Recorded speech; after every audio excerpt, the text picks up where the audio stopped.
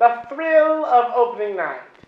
Theater at its best, when no one knows if it's going to go well or very poorly. I am Professor Lou-Evelyn Rivers, Doctor of Theater, Professor of Fine Arts in Literature, Playwriting, and of course, Modern Dance and Other Arts. I am here presenting to you my masterclass on camera acting. This is a very important part of my class.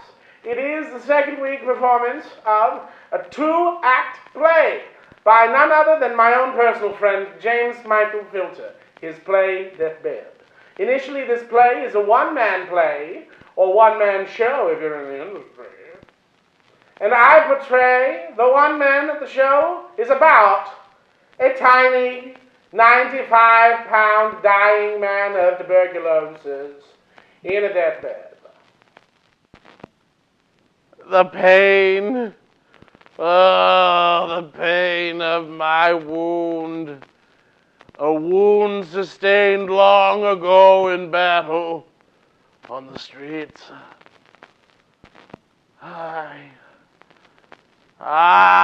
am dying, and each time my wound throbs, another memory,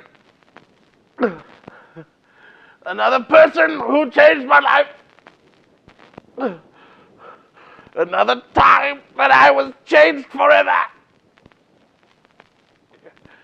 My name is unimportant, but my story is so important. This is the story that I recall on my deathbed.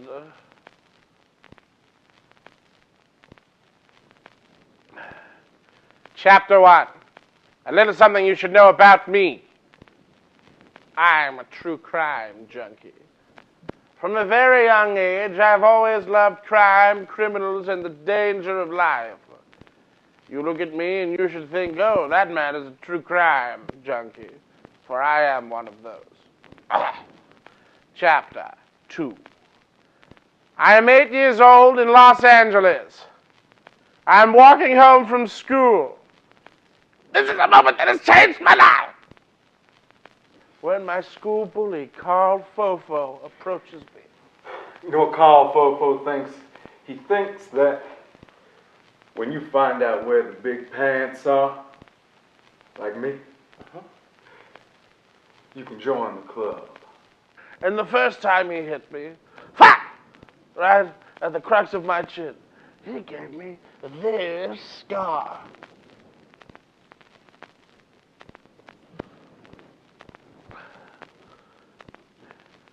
And after that fight, Carl Fofo and I never spoke again. But he taught me a valuable lesson. Always be home in time for supper.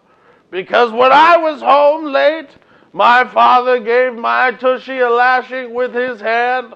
That hurt me so bad. Ouchie, wouchie, I used to say. But that dinner, after he gave me a lashing, he noticed something at the dining room table. Something forming on my eye that Carl Fofo had given me.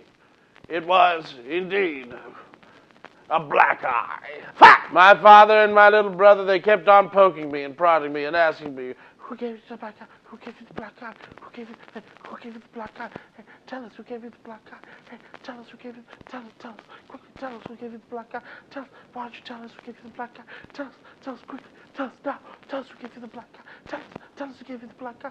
Why don't you tell us who gave you the black eye? Tell us, please, tell us, I'm your father, I'm your brother, I'm your father, I'm your brother. Tell us who gave you the black eye. Chapter 3, College. I went to university at the University of Rhode Island on Massachusetts and Worcester. There I met my college roommate, someone that you would all know by his stage name, Elvis Presley. But I knew him simply as Elvis. Feel the soul leave your hips.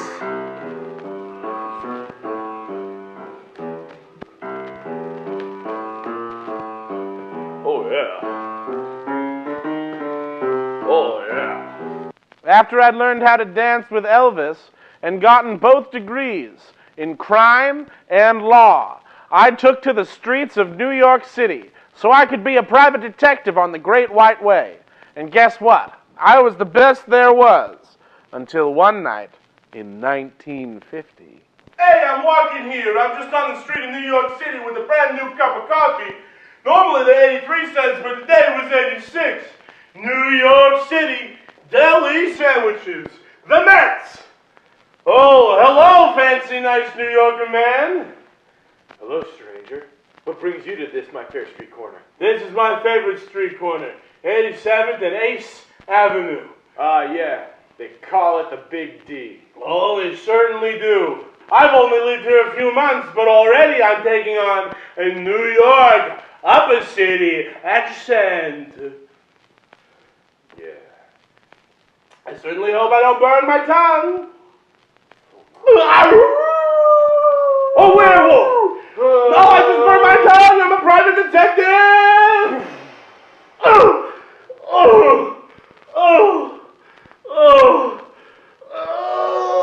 I'm dying!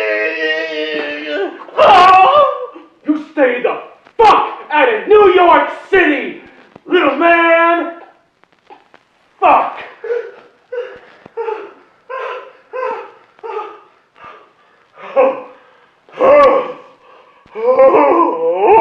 And that's how it happened. That's how I got shot. That's why I'm here in a hospital. That masked man shot me with a silver bullet that did me in and has been sitting in my liver ever since. The smoke exacerbates my wounds. And now, a brief intermission.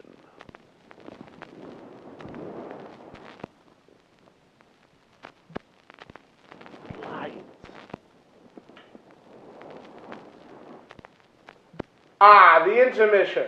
A break from the hustle and bustle of the theater to maybe take a time to tinkle, take a time to get a sip of tea, maybe a cup of joe, or maybe even a muffin. For me, it is most exciting to open the playbill of the play I am watching and read to find the actors and what parts they are portraying, to see perhaps as maybe I have taught them.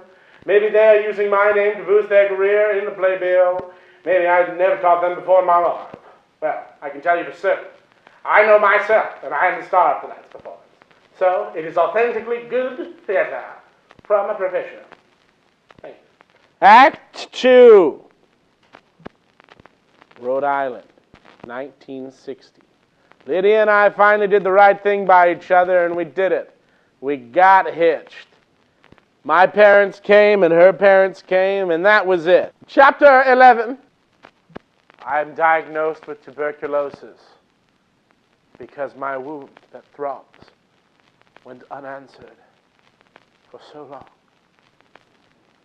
So, doctor, what is the news? I'm so sorry, sir. That bullet that you were shot with was infected with tuberculosis. There.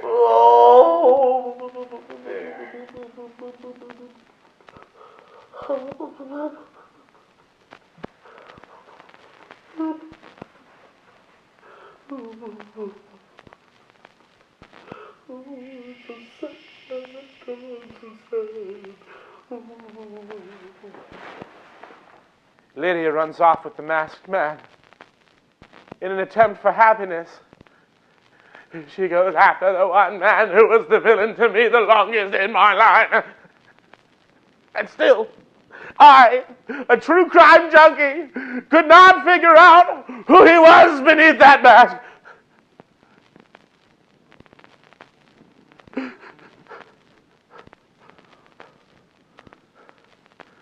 It is June 1961. As the clock ticks nearer and nearer to my demise, I hear my chariot approaching.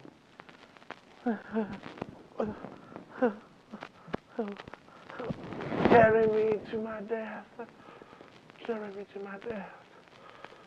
Carry me to my death. Oh, yes. going to carry me. It is to carry me to my death. Together as one. One. As one together. Come on. One more. Maybe one more. Maybe one more. Maybe one more. Maybe one more. Here we go.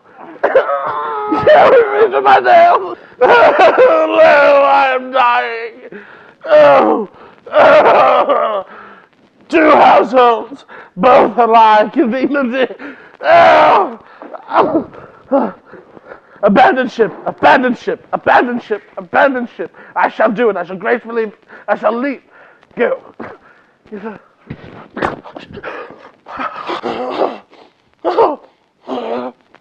To my death, to my death.